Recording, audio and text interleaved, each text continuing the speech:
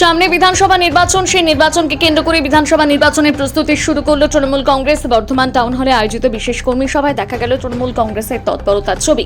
Bardhaman town হলে আয়োজিত এই সভায় উপস্থিত ছিলেন দক্ষিণ বিধানসভা কেন্দ্রের তৃণমূল প্রার্থী খোকন দাস, দলের বর্ষিয়া নেতা, বিভিন্ন ওয়ার্ডের কাউন্সিলর এবং বর্ধমান শহরের তৃণমূল কংগ্রেসের সভাপতিরা। সভায় প্রায় 250 থেকে 300 জন সক্রিয় কর্মী এবং স্থানীয় স্তরের নেতৃত্বে উপস্থিত ছিলেন। নির্বাচনী রণকৌশল নিয়ে আলোচনায় সংবাদ মাধ্যমের মুখোমুখি হয়ে তৃণমূল প্রার্থী বিদায়ী খোকন দাস কি জানিয়েছেন শোনাবো।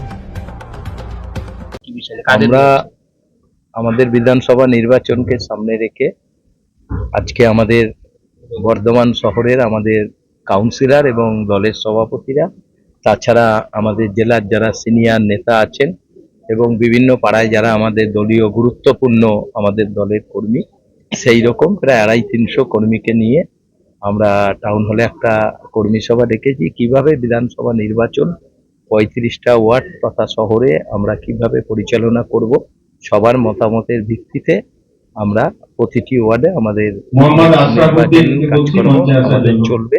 সেই ব্যাপারেই আমরা একটা ঘরোয়া আলোচনা করার জন্য এখানে বসে।